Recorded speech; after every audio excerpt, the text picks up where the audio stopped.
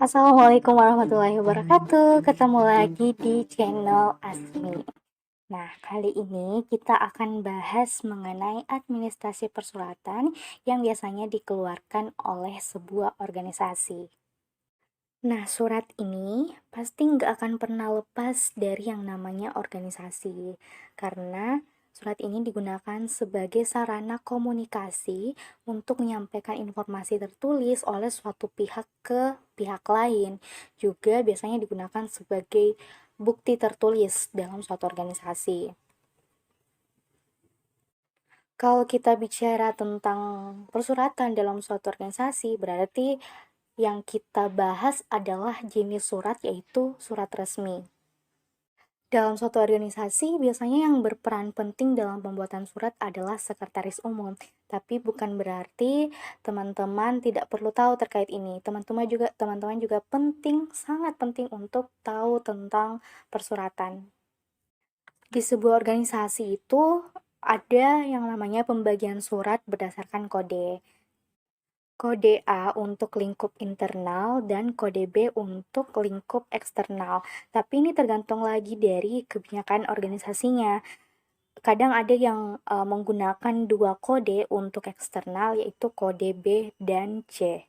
B misalkan untuk birokrasi dan C untuk yang di luar universitas. Nah, untuk lebih jelasnya, kode A atau lingkup internal biasanya terdiri dari surat yang dibutuhkan anggota dalam organisasi itu saja, seperti surat keputusan kepanitiaan, surat keterangan aktif organisasi, surat rekomendasi kegiatan untuk mengikuti lomba, dan sebagainya. Nah, sedangkan untuk kode B atau untuk lingkup eksternal biasanya terdiri dari surat yang ditujukan keluar. Misal organisasi kita itu atau organisasi kita ngadain suatu kegiatan dan dia mau minta bantuan dana ke pihak luar, ataukah permohonan pemateri untuk kegiatan tersebut, peminjaman barang, izin kegiatan, permohonan tempat, surat undangan, dan sebagainya. Nah, itu masuk di kode B atau kode yang lingkup eksternal. Nah, untuk penulisan kodenya, kita tuliskan di bagian nomor surat.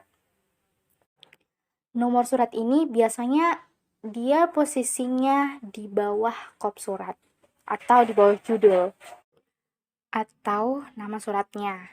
Maaf ya, agak sedikit bising.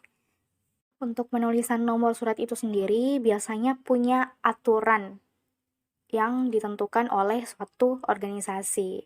Tapi intinya, nomor surat itu biasanya terdiri dari urutan surat keluar yang dimulai dari 01 dan seterusnya, kemudian kode surat, nama kegiatan.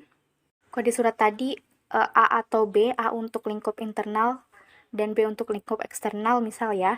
Kemudian nama kegiatan misalkan rapat kerja atau ENIF atau musyawarah besar.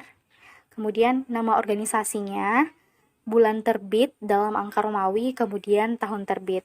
Nah, nomor surat ini biasanya dipisahkan oleh tanda garis miring. Contohnya bisa dilihat di samping.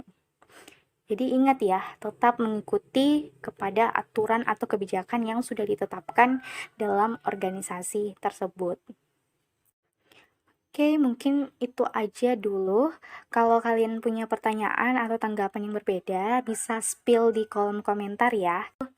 Semoga videonya membantu. See you the next video.